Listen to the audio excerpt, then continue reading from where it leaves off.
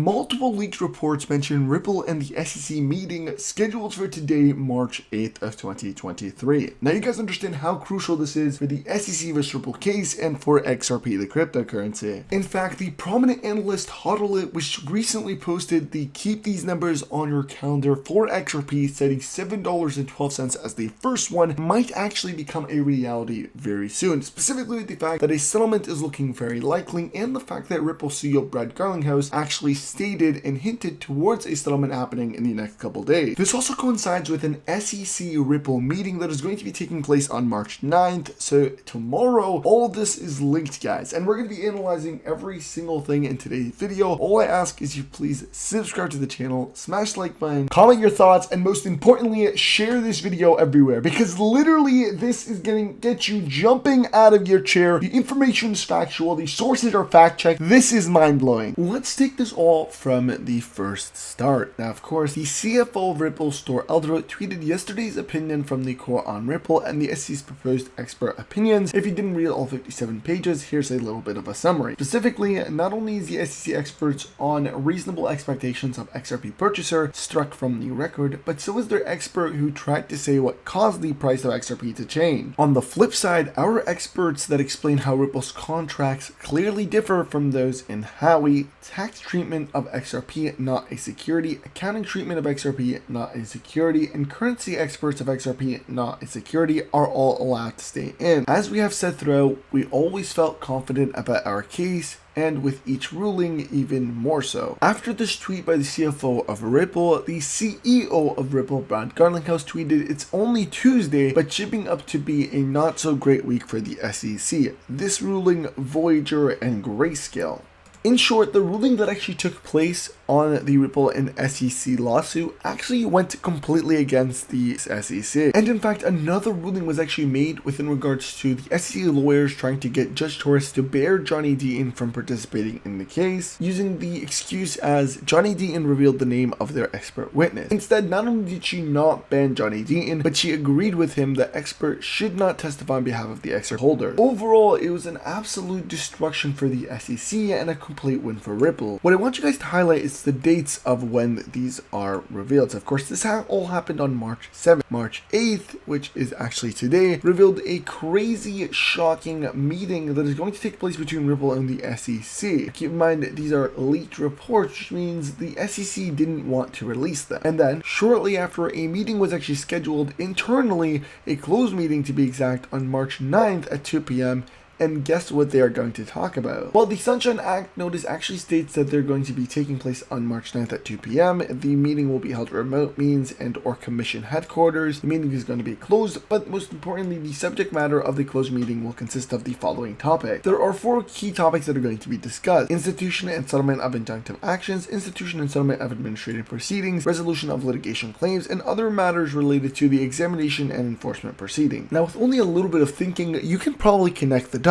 March 7th, the SEC loses most of their battles. March 8th, a meeting to take place between Ripple and the SEC to discuss possible settlements. And March 9th, to go over the exact settlement details and kind of confirm what they want to do, whether they want to accept it or decline. This is the draft that I have thought of, and I believe is most likely going to happen. The dots just completely connect to each other, and it would make the most sense if that actually were to happen. Specifically, since Johnny Dean himself had actually mentioned that he believes a settlement is on the verge of happening. And what's hilarious is that a prominent analyst that has been quite correct has actually stated to keep these numbers on your calendar and cited $7.12 per XRP. Now, the projected price of XRP upon completion of settlement, not just by me, but by many people across the crypto industry, is that XRP is most likely going to hit $7 to $13 upon completion of this lawsuit. And the fact that the first number given on the list is $7.12, which doesn't typically happen. I've seen most people say it's going to hit, for example, like $3 or $4, makes me believe that maybe there is some sort of insider info, and maybe this is a legitimate number to actually use because a settlement is going to happen. And before we move forward, I want to remind you guys of MetaCrypto.com, where you can buy your own personalized Meta Crypto coins, like my favorite, the Ripple XRP coin. And you can also get yourself the XRP coin with case, which is a new style, looks absolutely fantastic, and comes in gold and or silver. They also have many other coins like USDT, Stellar XLM, Shiba Inu with case, as well as a ton of your other favorite cryptocurrencies. So I'd recommend you you guys do check them out. The link for Meta Crypto will be down below, and you will actually get 10% off if you do use my code. And of course, I'd recommend you get yourself the juicy Ripple XRP coin with case or the XRP coin with case. Both look absolutely great. But yeah, let's get right back into the video. In fact, even the Bearable Bull has went ahead and actually tweeted that the XRP case is entering its final stages. I expect price volatilities. These are exciting times. An XRP breakout is also on the verge. In fact, Crypto Michael actually tweeted an XRP breakout is imminent if you have doubted my falling wages and live to tell the tale. So again, this is quite crucial that we have here.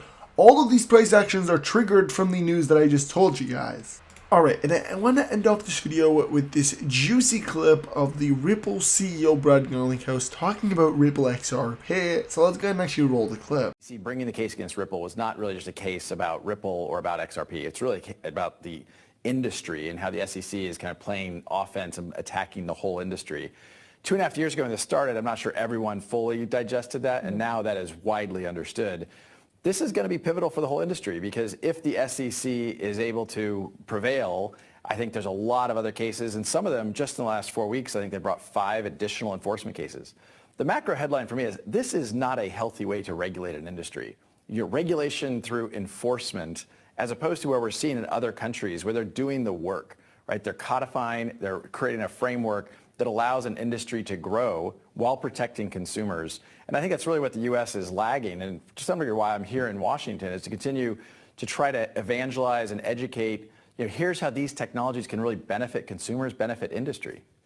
Is what I'm hearing from you essentially, if the U.S. doesn't get its act together and move more quickly, all of this is going offshore.